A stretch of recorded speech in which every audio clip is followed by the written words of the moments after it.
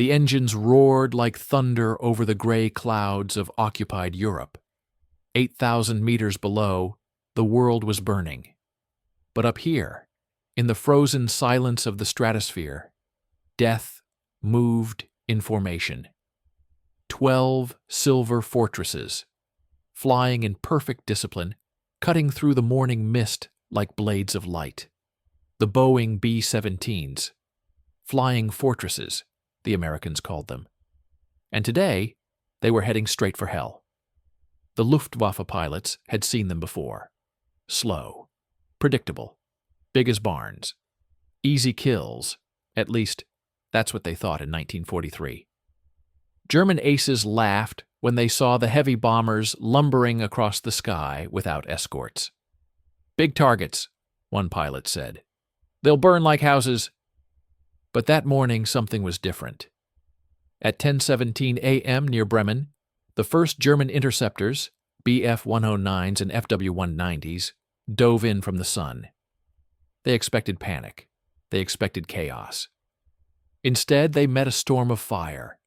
Every gun turret on the B-17s erupted at once, a synchronized inferno of 50 caliber machine guns. The air itself turned into steel. Tracers streaked through the clouds like meteors. One German fighter vanished in a burst of flame before it even completed its dive. Another's wings were ripped apart by crossfire from a bomber that wasn't even its target. Inside the lead fortress, the intercom screamed with voices. "Tail gunner, 2 on 6 o'clock. Left waist, they're coming in low." The crew worked like one body, mechanical, precise, fearless. For the Germans watching from the ground, it seemed impossible. These machines weren't supposed to fight back like that. They weren't supposed to survive. By noon, 12 B-17s had fought off over 30 Luftwaffe fighters and made it home. Battered, torn, but alive. And somewhere in northern Germany, in a dimly lit operations room, a group of Luftwaffe officers stared at the combat reports with disbelief. The pilots had returned shaken. "It's not just an airplane," one said quietly. "It's a flying fortress in every sense of the word." Within weeks, German command made an unprecedented decision. They would capture one of these monsters intact. They had to know what made the B-17 so deadly. What secret gave it the power to tear through seasoned Luftwaffe aces? Months later, their wish came true. A crippled American bomber, smoke trailing from its engines, crash-landed in a field near Vannes, France. Miraculously, most of its structure was intact. The Luftwaffe recovered it, repaired it, and flew it under German colors. What they discovered inside stunned them. The engineering, the armor, the defensive layout, a masterpiece of design that turned the sky into a fortress of bullets. For the first time, German test pilots, veterans who had flown Messerschmitts and Dornier, admitted something they had never said before. "We've never seen defensive firepower like this. Never." But behind that revelation lay something deeper. A secret born not of metal, but of psychology. A philosophy of air war the Germans had underestimated. This is the story of how one captured bomber changed the Luftwaffe's understanding of air combat. How engineers, pilots, and strategists on both sides were forced to rethink everything they knew about dominance in the sky. And how a few terrified American boys, high above Germany, taught their enemy to respect the fortress that could not fall. Because in the cold blue heavens of 1943, survival wasn't luck, it was design, and the B-17 was designed to defy death itself. Before the fortresses came, the sky belonged to the Luftwaffe. From the beaches of Dunkirk to the frozen clouds over Stalingrad, their fighters ruled the air like hawks. The Messerschmitt Bf-109, sharp, agile, deadly, was more than a plane. It was a weapon of ideology, a symbol of the Reich's technological supremacy. Its pilots, hardened by endless victories, carried themselves like gods. They had defeated the best the Allies had to offer, the Spitfires, the Hurricanes, the P-40s, and believed they could never lose control of the sky. But as the war stretched into its fourth year, something shifted. In the east, the Soviet winter swallowed divisions whole. In the Mediterranean, the Allies had returned. And from across the Atlantic came a new sound, the distant rumble of engines that never stopped. The Americans had arrived, and they brought with them a new kind of war. To the men of the 8th Air Force, England was both a sanctuary and a graveyard. The bases in Norfolk and Suffolk were filled with endless rows of olive-drab bombers, B-17 flying fortresses, and the newer B-24 Liberators, waiting for their turn to rise into the European sky. Every morning, hundreds of engines came alive at once, shaking the fog off the runways, drowning the English countryside in a mechanical roar. The American strategy was simple and terrifyingly ambitious. They would bomb Germany in daylight. While the British struck at night, cloaked by darkness, the U.S. Army Air Forces believed in precision, in daylight raids that could cripple the Reich's industry, its oil, its morale. But that also meant facing the Luftwaffe head-on, without the protection of the night. The Germans laughed at the idea. Daylight raids meant suicide. Every pilot knew that once a bomber crossed the North Sea, there would be no escape. The German radar network, the vaunted Kamm-Huber line, would spot them almost immediately. From there, waves of interceptors would rise to meet them, guided by ground control, waiting to tear the slow bombers apart. And at first, that's exactly what happened. In 1942 and early 1943, American bombers were butchered in the sky. Missions to targets like Schweinfurt, Regensburg, and Bremen ended with squadrons decimated. Crews that left England at dawn rarely returned by dusk. A fortress might be hit by 20, 30 German fighters at once, FW-190s slashing through the formation, Bf-110s firing rockets from a distance. The bombers' defensive fire seemed useless against the disciplined, deadly Luftwaffe swarms. But even in those disasters, the Germans noticed something strange. The bombers didn't break formation. Even when their wings were riddled with holes, even when one engine was trailing smoke, they kept flying, straight and level, in tight, unshakable patterns. Their formations, combat boxes as the Americans called them, created interlocking fields of fire. Each B-17 protected the others, covering the blind spots, forming a living wall of guns. Inside those metal fortresses, young Americans, most barely 20 years old, manned 50 caliber Brownings with frozen hands and bleeding faces. They were terrified, but they didn't turn back. They couldn't.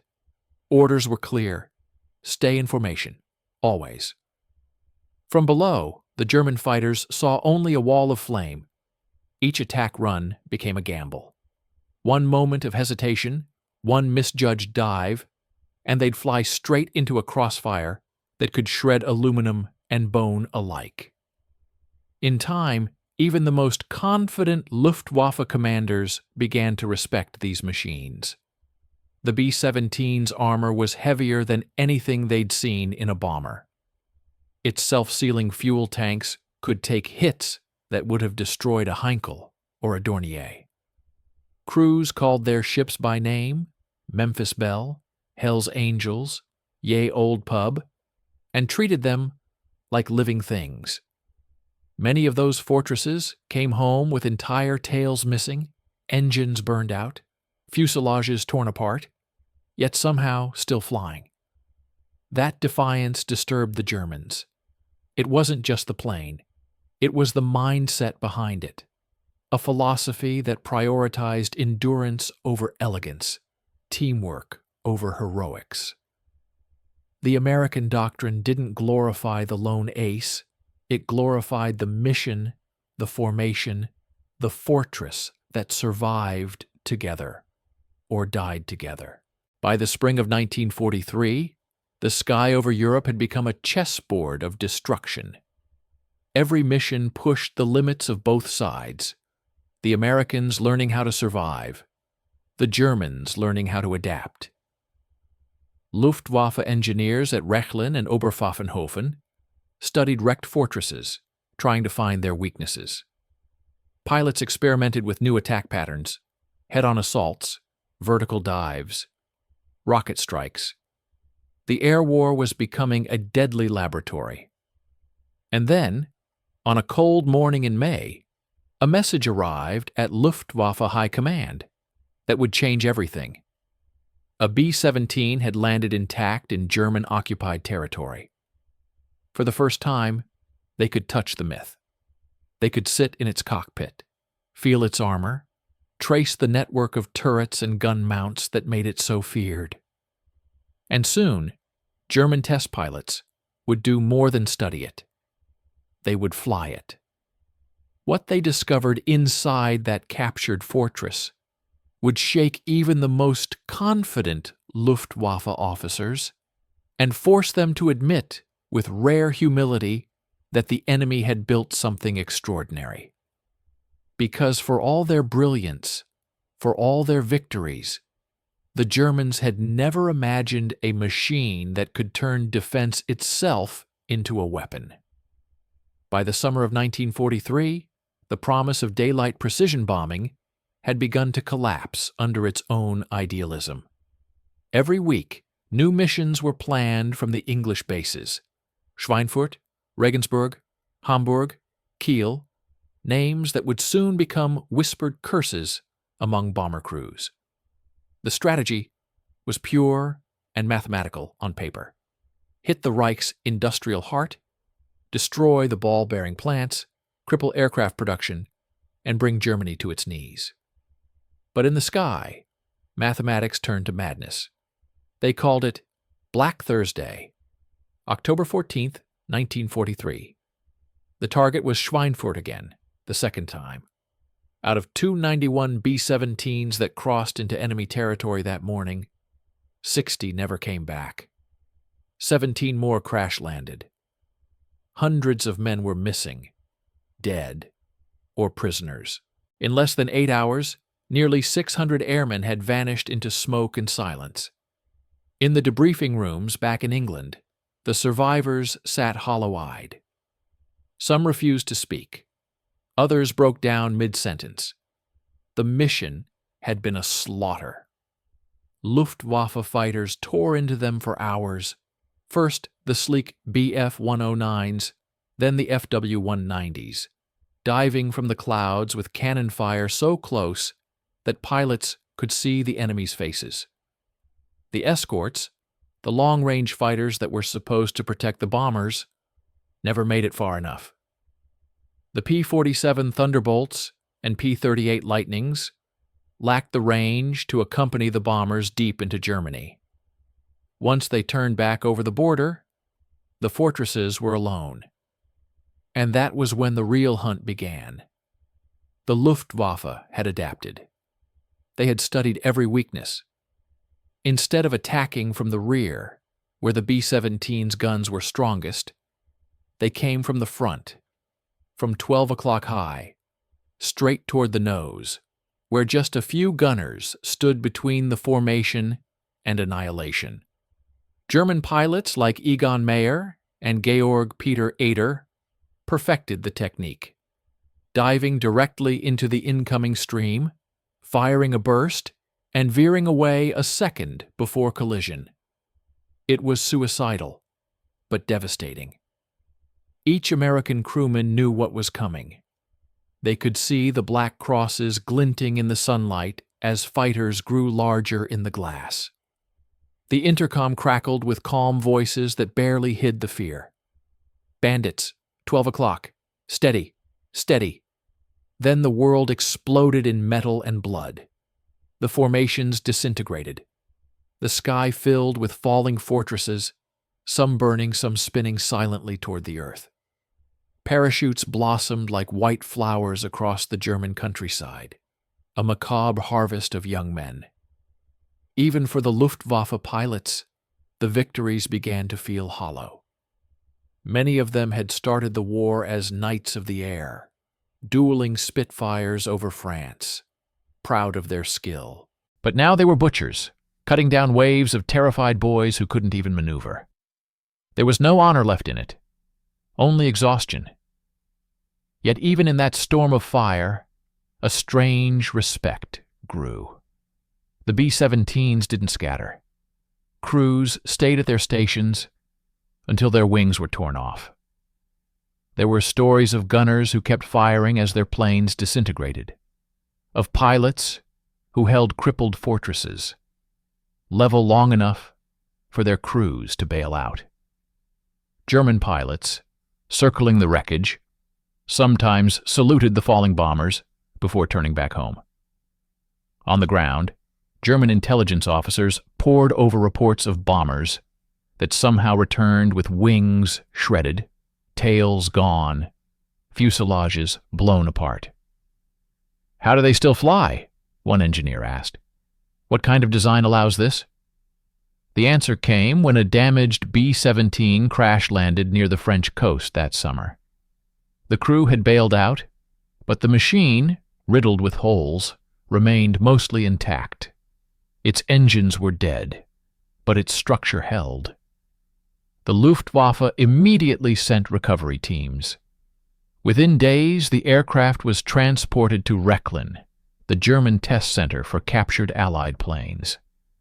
They patched its wounds, repainted the insignia, and gave it a new identity: Wolfhound. It was strange to see, a proud American bomber now bearing the Black Cross of the Reich, its stars overpainted by iron-gray swastikas. For the first time, German pilots would feel what it was like to fly inside the enemy's fortress. When the test crew, veterans from the Dornier and Messerschmitt programs, climbed aboard, they were stunned. The cockpit was spacious, logical, almost humane compared to the cramped, brutal designs they were used to. The systems were redundant, layered with safety measures. The armor around the crew compartments was thicker than expected. And everywhere were guns. Ball turrets, chin turrets, top turrets, waist guns, tail guns. Interlocking arcs of fire that could cover every angle of attack. The engineers realized it wasn't just excess. It was geometry. Every gun position was placed to defend not itself, but its neighbor. The fortress was designed as a collective, a machine that turned teamwork into firepower. One German officer reportedly murmured during the test flights, "No wonder they fly in formation. The airplane itself is built for it." But beyond the technical fascination lay something darker. Flying the B-17 under German colors was like touching the enemy's soul. The men who tested it could feel the difference in philosophy, in spirit. The Americans had built their plane not around speed or beauty, but survival. It was an aircraft that refused to die, and it demanded the same of its crew. The Luftwaffe officers, proud veterans of a once invincible air force, left those test flights thoughtful, even shaken. They had flown thousands of hours in the Reich's finest machines, but never one that felt so determined to live. And somewhere deep inside, they understood what that meant. The war in the air was changing. The Reich's mastery of the skies was no longer guaranteed. Because for the first time, Germany's greatest pilots had come face to face with a machine and a mentality they couldn't fully comprehend. When the Germans flew the captured B-17, they expected to expose its weaknesses. Instead, they found themselves humbled by its design. The test flights began in late 1943 at Rechlin and Oberpfaffenhofen, secret airfields where the Reich's best engineers and test pilots studied enemy aircraft. They called the captured bomber Dornier du 200 to disguise its true identity. Painted in Luftwaffe gray, it looked almost unnatural, an American heart, wearing German skin. The pilot chosen for the tests, Hauptmann Hans-Werner Lerche, had flown everything from the Me-262 jet prototype to the heavy Dornier bombers. But when he sat in the cockpit of the B-17 for the first time, he reportedly paused for a long moment. The controls were solid, deliberate, almost agricultural in their simplicity. The engines hummed with a steady rhythm that felt unshakable, like a machine designed not for elegance, but for endurance. As the 4 Wright Cyclone engines came alive, the hangar windows trembled. The bomber lifted off smoothly, its weight spread evenly across its wings. To Lerche's astonishment, it handled like a stable, steady Leviathan. Heavy, yes, but obedient, forgiving. You can feel its weight, he would later write, but it carries that weight with pride. The test crews measured everything: fuel consumption, climb rates, stability under fire, gun placements. The data shocked them. The B-17 could maintain altitude with one engine gone, sometimes even 2. Its electrical systems were redundant, its hydraulics layered with backups. The armor plating around the pilot's seat and control cables could absorb impacts that would have shattered a German Heinkel. But what impressed them most was the philosophy behind it. German bombers, He-100Ls, Do-17s, Ju-88s, were built for speed and precision. Their defense relied on evasion, on quick strikes. The B-17 was the opposite, a fortress that dared its enemies to attack. It turned vulnerability into bait, inviting the Luftwaffe into its crossfire. Engineers sketched diagrams of the overlapping gun fields, tracing the deadly geometry of mutual defense. Each turret could support another, the tail protecting the waist guarding the wings, the top turret covering the nose. It was a 3-dimensional web of death, invisible until you flew into it. The Luftwaffe officers returned to their quarters with more questions than answers. How had the Americans managed to coordinate such a system? What kind of training did it take for 10 men to act like one? And above all, how could they stop it? They tried. They tested new tactics, rocket attacks, vertical dives, massed head-on formations. But the cost was enormous. Many German pilots never came back. The defensive fire of the fortresses was so dense that even veteran aces admitted the horror of facing it. The once proud hunters of the Reich were now prey to geometry and discipline. Meanwhile, across the Channel, the Americans were also learning. The heavy losses at Schweinfurt had shaken the 8th Air Force to its core. Commanders realized that no amount of courage could replace air superiority. The fortresses needed guardians, fighters that could fly deep into Germany and back. And in late 1943, those guardians arrived. They were sleek, fast, and unstoppable. The North American P-51 Mustang, with its Rolls-Royce Merlin engine, could now escort the bombers all the way to Berlin and back. It changed everything. The first missions with full escort coverage stunned the Luftwaffe. Their attack patterns, once so confident, fell apart under the new reality. Now, Every German formation diving toward the bombers found itself ambushed by Mustangs swooping from the sun. The hunters had become the hunted. One German ace later said, "It was as if the sky turned against us overnight." The combination was lethal, the B-17s forming their unbreakable walls of fire, and the P-51s cutting through the Luftwaffe from above. Within months, German bomber interception rates plummeted. Airfields burned, oil plants exploded, and cities that once seemed untouchable were erased from the map. At Rechlin, the officers who had flown the captured fortress studied the reports in silence.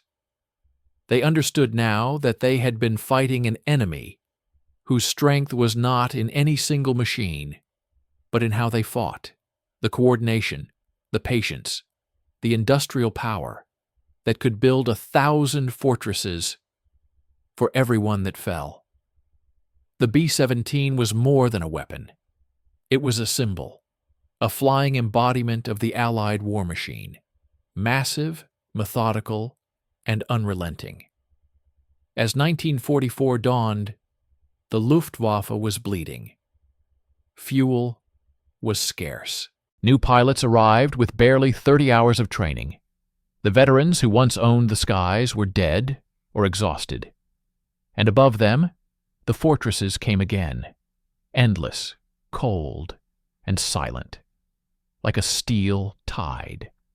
When those who had flown the captured B-17 wrote their reports, their tone was not mocking nor triumphant. It was almost reverent. They described the aircraft as a remarkable expression of defensive engineering. They admitted that its design philosophy, the belief that teamwork and protection could win a war, was something entirely foreign to the Luftwaffe mindset. One line from a report stood out above all others. "The American bomber is not a plane. It is an idea. And that idea is winning the war." By the spring of 1944, the skies over Europe had changed beyond recognition. The hunters had become ghosts, the prey had become executioners. Where once the Luftwaffe had swarmed over slow, helpless bombers, now it was the Germans who looked up and saw death coming from the horizon. Wave after wave of silver fortresses escorted by the sleek silhouettes of P-51 Mustangs. The balance of the air war had flipped like a mirror. The fortresses no longer flew alone. The Mustangs, with their long-range tanks and brilliant maneuverability, hovered protectively around them, weaving in graceful arcs above the formations, ready to dive at the first sign of black crosses. For the Luftwaffe, it was a nightmare that repeated itself day after day. Their once proud airfields at Lechfeld, Kassel, Augsburg were bombed into ruin before their planes could even take off. German fighter pilots spoke of the feeling with disbelief. "It used to be our sky," one said bitterly. "Now we borrow it for a few minutes until they arrive." The Americans had learned the lessons of pain. They had studied every loss, every burned-out fortress, every gunner who didn't make it back. The engineers reworked armor layouts, added chin turrets to cover the vulnerable nose, and improved communication between formations. The pilots, now seasoned by hundreds of missions, developed an instinctive rhythm, a ballet of survival. And with the Mustangs overhead, that rhythm turned into dominance. Daylight raids that had once seemed suicidal now became calculated, devastating strikes. In February 1944, during Big Week, the Allies launched an aerial campaign unlike anything seen before, thousands of sorties targeting the heart of German aircraft production. Factories at Leipzig, Augsburg, and Regensburg burned for days. The Luftwaffe threw everything it had into the sky and bled itself dry. The captured B-17s, still in German hands, were used for mock battles to study weaknesses and simulate formation attacks. But even those exercises began to feel pointless. The reports from the front were clear. No tactic, no formation, no miracle weapon could stop the tide. The fortresses came in such numbers that shooting one down changed nothing. For every bomber that fell, 2 more took its place. Still, the Luftwaffe refused to surrender the air without a fight. They introduced new weapons, the Me-262 jet fighter, the revolutionary Me-163 Comet rocket plane. On paper, these machines were decades ahead of their time, capable of speeds that made the bombers look ancient. But the Reich's factories were collapsing. Its fuel was gone, its pilots inexperienced. The jets were too few, too late. Meanwhile, the Americans were perfecting their coordination to a science. Each raid was a symphony of logistics, navigators plotting the routes by the second, radio operators maintaining silence until the last moment, gunners scanning the skies in synchronized arcs. Inside those bombers, fear still existed, but it had transformed into discipline. The crews trusted their fortress, trusted each other, trusted the machine that had been designed to endure. For the men on the ground in Germany, it was a different kind of horror.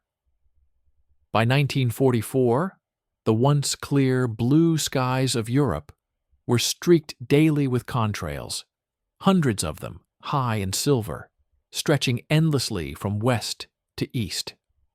Civilians watched from fields and rooftops as the distant hum of engines grew into thunder and then into annihilation. Factories, refineries, railways, all vanished under the weight of high explosives.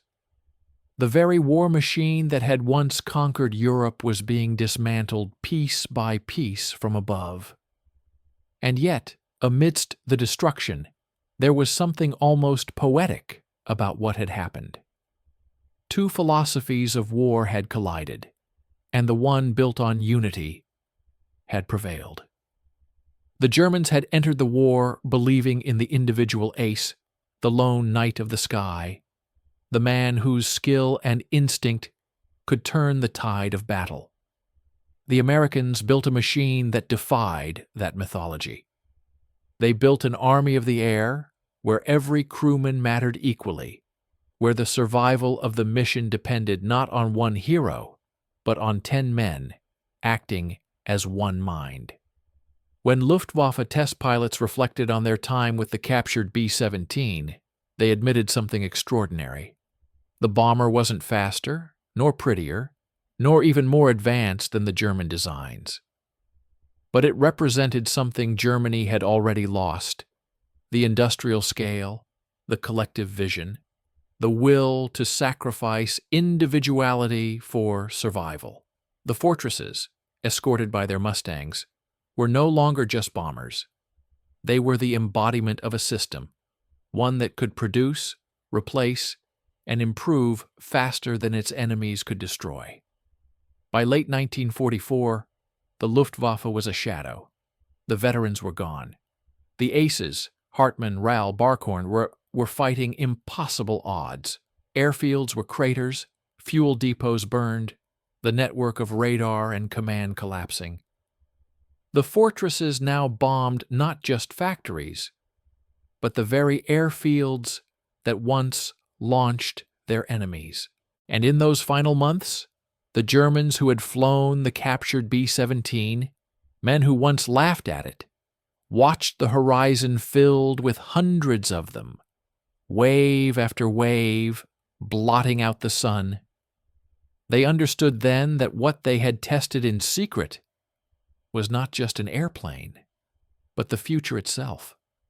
A flying fortress had become a symbol of inevitability, of a war that had turned from duels of skill to wars of endurance. And as the bombs fell on Berlin, the sound of those engines carried more than destruction. It carried a lesson that in war, as in life, strength alone means nothing without the will to endure together. When the thunder of engines finally faded from the skies of Europe, the silence felt almost unnatural. For 6 long years, men had lived and died beneath that sound, a mechanical heartbeat that marked the rhythm of a world at war. Now it was gone, leaving behind the smell of burnt oil, the twisted skeletons of hangars, and a strange, echoing stillness. At the Luftwaffe test base in Rechlin, the last surviving captured B-17 sat forgotten on the edge of a cracked runway. Its once shining aluminum skin was patched with mismatched panels. Its nose art, a clumsy German cross painted over the American star, had begun to peel under the spring rain. No one bothered to guard it anymore. The war was over, and the aircraft that once fascinated engineers and frightened cities had become a relic, a monument to a world that had burned itself out. A few German officers lingered at the base, men who had once flown this strange foreign machine in secret tests. They walked around it slowly, touching the metal, tracing bullet scars and rivet lines with tired fingers. One of them, Oberleutnant Fritz Schroeder, had flown the Fortress during the dark winter of 1943. He remembered the first time he'd taken the controls, expecting a sluggish beast, and how wrong he'd been. It was like piloting a cathedral that wanted to live, he whispered once. Now he stared at it with something close to sorrow. The Americans came weeks later, soldiers in dusty uniforms, carrying clipboards and cameras. They recognized the Fortress instantly. It had belonged to the 96th Bomb Group, lost over Bremen.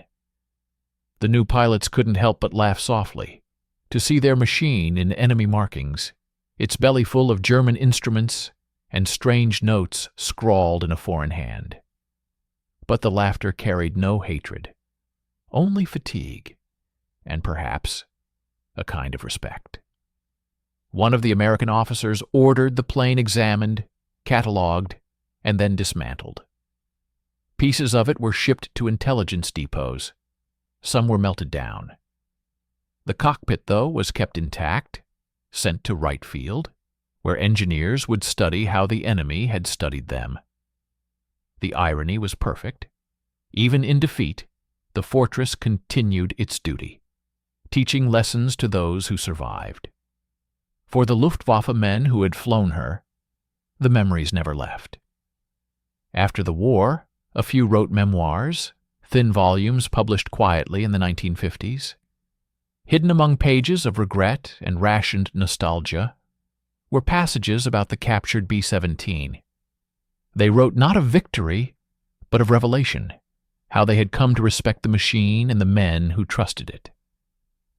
It was not beautiful, one wrote, but it was honest. It forgave mistakes. It wanted you to live. Perhaps that was why the Fortress earned its name better than any other plane of the war. It was not invincible.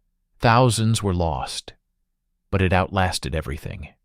The Luftwaffe, the Reich, even the cities it once bombed. When the smoke cleared, it was the Fortress that remained standing in memory, a symbol of endurance born from tragedy. In the post-war years, the skies filled again, this time with airliners built by former bomber engineers. The lessons learned from the B-17's design echoed in every rivet of the DC-3, the 707, the Boeing 747. From the ashes of destruction came the foundations of global flight. The Fortress had been built to carry death, but its legacy carried humanity further than its creators could ever have dreamed. And what of those who faced it in combat? Some of the German aces who once mocked the flying coffins lived long enough to watch documentaries about the air war. They saw the same gunner positions they had strafed, the same faces of young Americans who had fought back from those turrets. More than one admitted, quietly, privately, that they had never again faced such courage in the air. They were ordinary men, said one, but inside that fortress, they were giants. Time eroded the bitterness. Decades later, American and German veterans met at air shows, shaking hands beneath the wings of restored B-17s. Some cried. Some stood in silence. One German, when asked why he came, simply said, "Because I wanted to hear the engines again. I wanted to know they still live." And they do. Even now, when a B-17's radial engines rumble to life at a museum or airfield, people stop whatever they're doing and look up. The sound carries something deeper than nostalgia. It carries history itself. It reminds us that courage is not the absence of fear, but the will to face it together. The B-17 was never the most advanced aircraft of its time. It was heavy, slow, and imperfect. But it was built for one purpose, to bring men home. And that perhaps is why it survived not just the war, but time itself. As the sun sets over the runways where ghosts once flew, a single B-17 still rises into the air, its silver wings catching the light. Each takeoff is a resurrection, a whisper to the past. We are still here. We endured. And somewhere, in that echoing sky, you can almost hear them, the laughter of German test pilots who once flew a captured fortress and discovered, too late, that they had looked upon the spirit that would outlast them all.